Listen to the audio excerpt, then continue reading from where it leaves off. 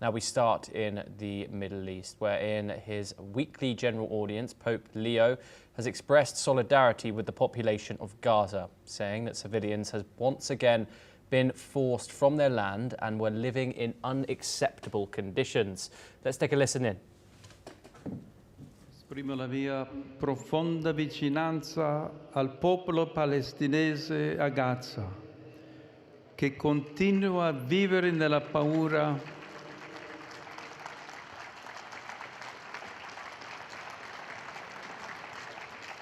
e a sopravvivere in condizioni inaccettabili, costretto con la forza a spostarsi ancora una volta dalle proprie terre. Davanti al Signore Onnipotente che ha comandato «Non ucciderai» e al cospetto dell'intera storia umana, ogni persona ha sempre una dignità inviolabile da rispettare e da custodire.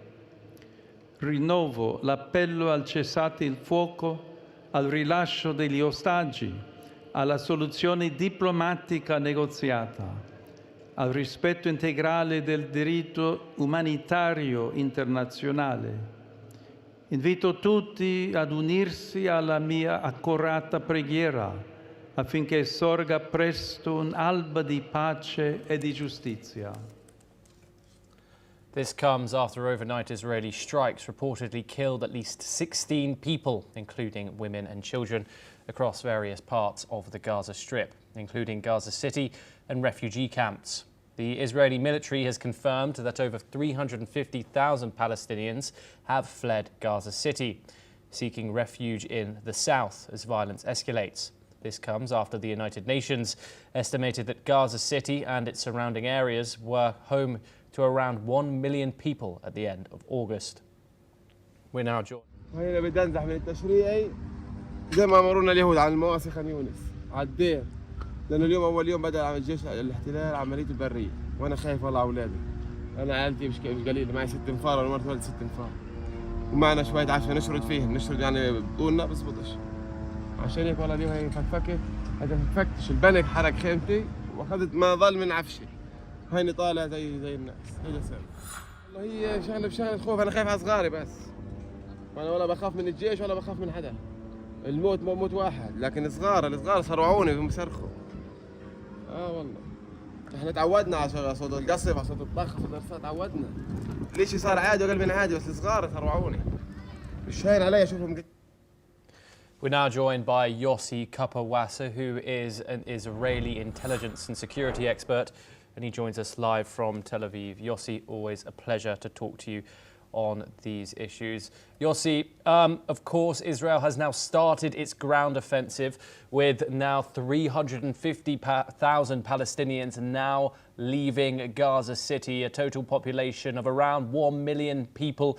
So that leaves the total around 650,000 people still left in a war zone, a place where Israel is seeking to completely control.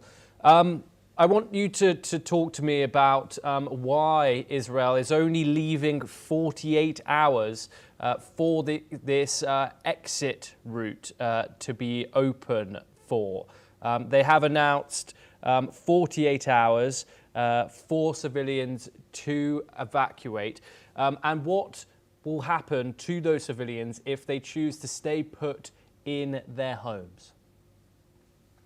Well, first of all, this is not the first 48 hours that we give them in order to evacuate. Apologies, I'll rephrase my question. I meant this additional corridor that has been opened for these civilians to leave Gaza City, which has been opened by the Israeli army today. Yeah, but the evacuation started already several weeks ago, and we are calling on the population to leave because we are afraid that they are going to be in harm's way. We don't want to harm them. We have prepared for them places where they can be much safer and provided with medical and humanitarian aid that they're going to be in a much better condition once they leave. And then they will be able to come back once the military operation is over. That's what we are trying to do. We care about them. Those who don't care about them are Hamas, who are trying to force them to stay inside Gaza City while the war is going on. That's the attitude of Hamas, and on top of the conflicting information coming in about what they're doing with the Israeli hostages. All of that could have been avoided if Hamas would have released the hostages and asked for a ceasefire that is going to allow them to lay down their arms. If this is going to happen, then the situation for the population of Gaza would have been much, much, much better. But Hamas insists on not releasing the hostages. And that's what we are. That's why we are where we are. Yossi, a lot of people are staying put in Gaza because they fear that they will not be able to come back to their homes. Forced displacement, of course, a crime under international law. Yossi, do you think the worries of those Palestinians who fear that they won't be able to return to their homes in Gaza City are warranted? Well, it depends. If Hamas will give up the hostages and will be ready to lay down their arms, nothing is going to be harmed, and the homes will be waiting for them. If there's going to be a war and the Hamas is going to use these facilities in order to fight against us and shoot at us from within these buildings and booby trap them and so on and so forth, as they do, then we shall have to take action in order to defend ourselves while we are moving in. And we are not going to be letting the Hamas to use these buildings in order to harm us. That's exactly what's happening. We are asking Hamas to lay down their arms and to release the hostages. That's what we are asking them to do. And eventually this is what's going to happen anyhow, but they want the Palestinians to go through the suffering of that. They believe that the suffering is playing in their hands, that the suffering is going to create criticism of Israel around the globe and steps taken against Israel and so on and so forth. And they seem not to understand that regardless of whether they're right or wrong, they hope they're wrong, but even if they're right, Israel is going to do what needs to be done in order to release the hostages and defeat Hamas. That's something that's going to happen anyway. So it's a pity that the population is used by the Hamas in order to, as both as human shields and as a political token. And the population wants to leave. It's not a war crime or anything like that. On the contrary, when we are carrying out this operation inside the city, the right thing to do is to let the population out so that we should be able to fight against the terrorists themselves and not harm the civilians that are there. And it's Hamas that prevents them from leaving. Some of them were prevented from leaving with gun pointed at them. That's why they hesitate. Yossi, we have had a statement today from IDF officials saying that this assault could take months to complete. How do you think this is going to fees with both the international community and, of course, the Israeli public? We've seen hundreds of thousands of people walking the streets of Tel Aviv, Jerusalem and other Israeli cities, and, of course, the hostage families who believe that this offensive into Gaza City is endangering their lives as well. Well, the reason it's going to take months is because we are very careful. We don't want to hit the civilians and we don't want to hit the hostages that are there in the hands of Hamas. That's why we are so careful. We also don't want to cause harm to our own troops.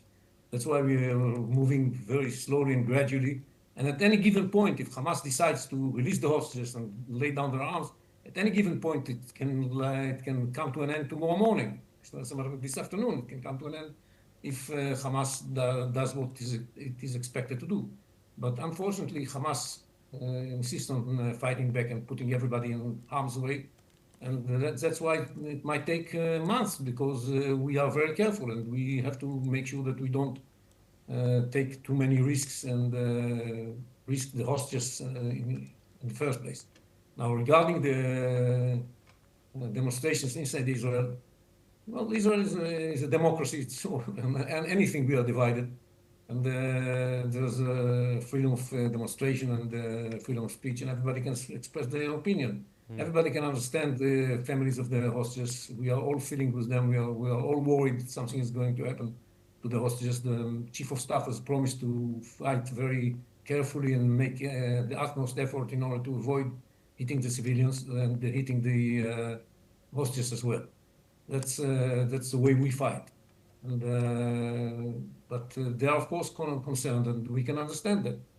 And the government has to look not only for the well-being of the hostages, but also the well-being of the state of Israel and its future, and the future of Israel, and to a large extent the future of the West is depending on the results of this war in Gaza City.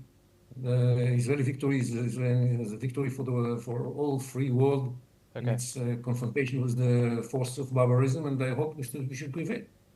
Okay, Yossi Kapawasa, thank you very much for joining us. Pleasure to have you on the program. We now